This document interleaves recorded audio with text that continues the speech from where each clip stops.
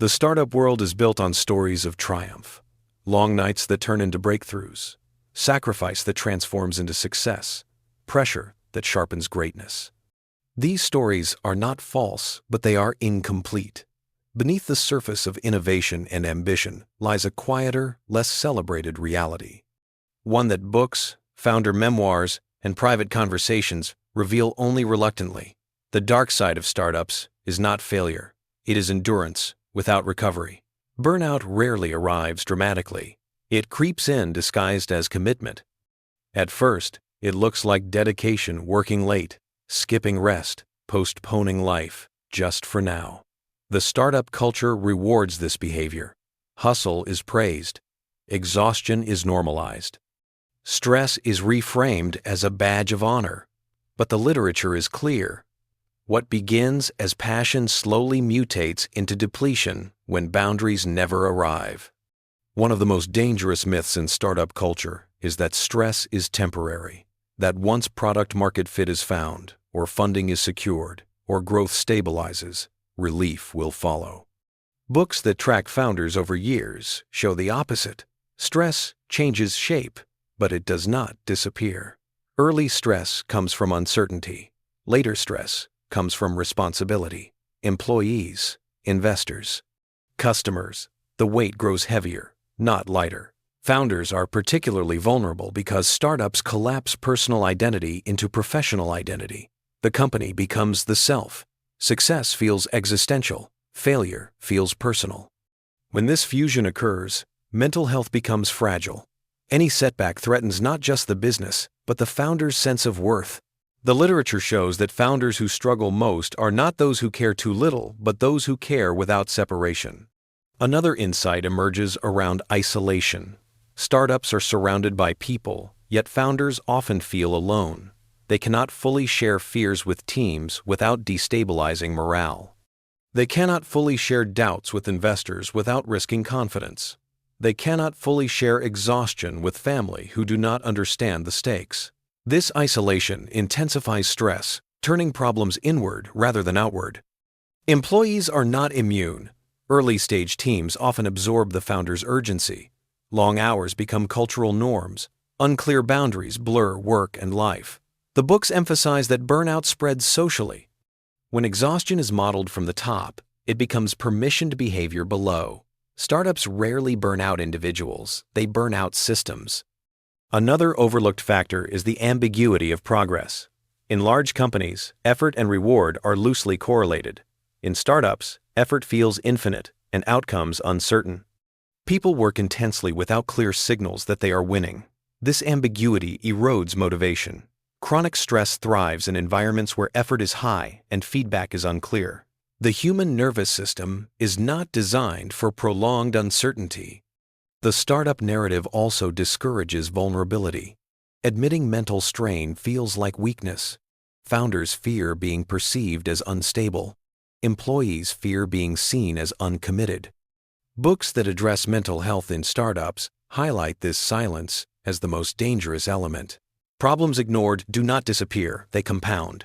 Burnout untreated becomes anxiety. Anxiety untreated becomes depression. The slope is gradual, then sudden.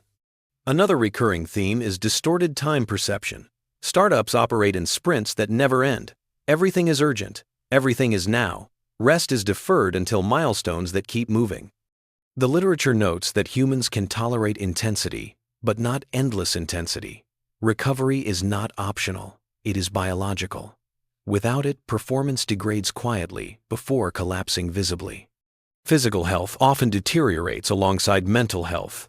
Sleep is sacrificed first. Exercise follows. Nutrition erodes. These changes are rationalized as temporary. But books show that physical neglect accelerates psychological strain. The mind does not exist separately from the body. Burnout is a full system failure, not a mood problem.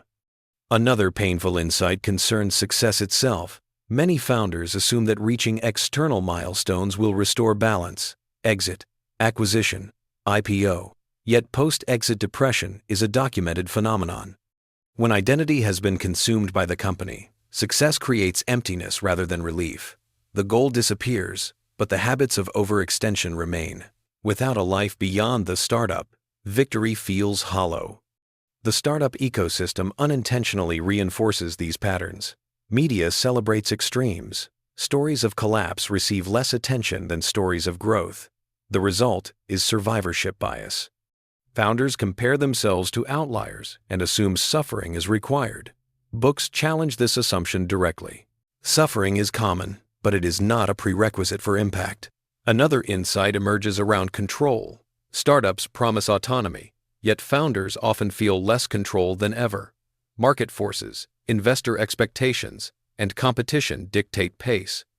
This mismatch between perceived freedom and experienced pressure intensifies stress.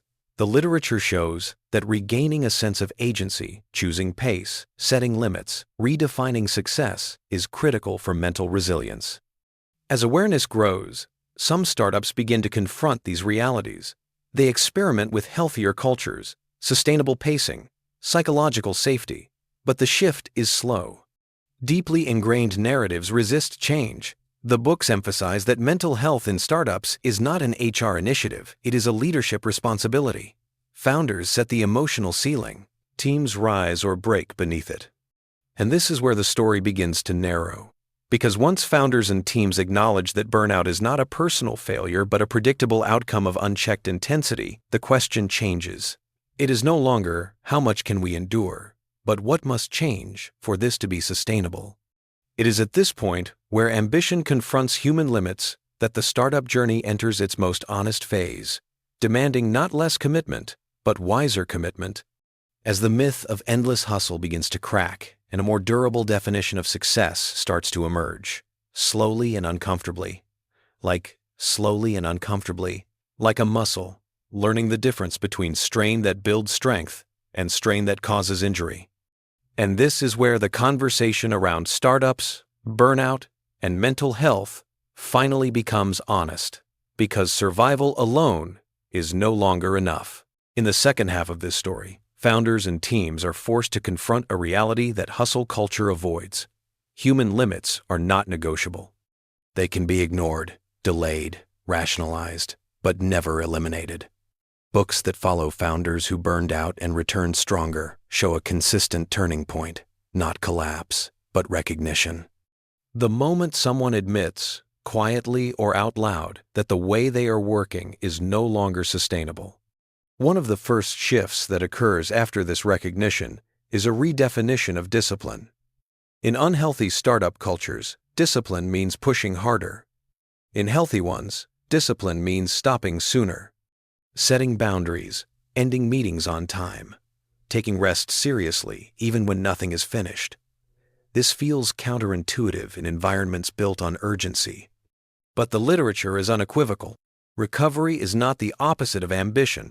It is what allows ambition to persist. Another critical change happens in leadership behavior. Founders who recover from burnout learn that emotional regulation is part of the job. Panic spreads faster than plans. Calm, even when artificial at first, stabilizes teams. Books emphasize that leaders do not need to be invulnerable. They need to be grounded. Sharing uncertainty responsibly builds trust. Oversharing fear spreads anxiety. This balance becomes a core leadership skill. Teams that address mental health effectively also redesign their operating rhythms. They stop sprinting endlessly and start cycling intensity. Periods of push are followed by periods of consolidation. Reflection replaces constant reaction. The books show that productivity does not decline under these models, it improves. Work becomes sharper because energy is preserved. Creativity returns when exhaustion recedes. Another insight that emerges is the importance of separation. Healthy founders build identities outside their companies, not as distractions, but as anchors.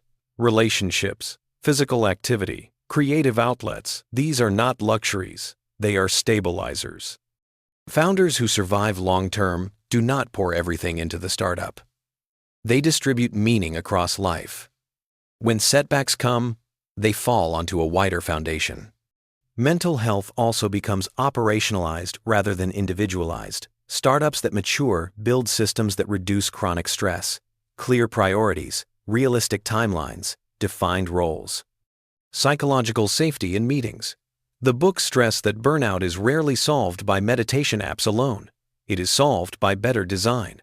When systems stop creating unnecessary pressure, people recover naturally. Another powerful lesson involves redefining success. Many founders discover that their original definition, growth at all costs, was borrowed, not chosen. Through burnout, they reassess. Success becomes sustainability. Impact over optics. Longevity over speed. This reframing does not make companies weaker. It makes them durable. The literature shows that founders who survive mentally often outperform those who sacrifice themselves early. There is also a growing honesty around seeking help. Therapy, coaching, peer groups once whispered about, now increasingly normalized. Books highlight that founders who seek support early avoid deeper crises later. Mental health support is not an admission of failure. It is a form of maintenance for a high-load role. As this shift spreads, startup culture itself begins to change slowly, not through slogans, but through example. Founders who speak openly about burnout give others permission to pause. Teams that prioritize well-being retain talent longer. Companies that pace themselves survive market cycles others cannot. The dark side does not disappear, but it loses its silence. And this is the true conclusion of the story. The dark side of startups is not a warning against ambition.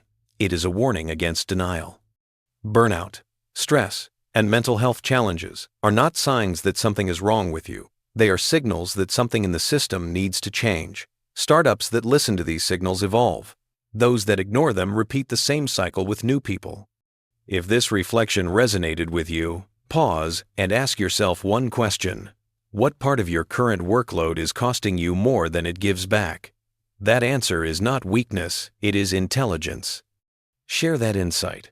And if you want to keep exploring how founders can build meaningful companies without destroying themselves in the process, stay connected. Subscribe, follow, and return.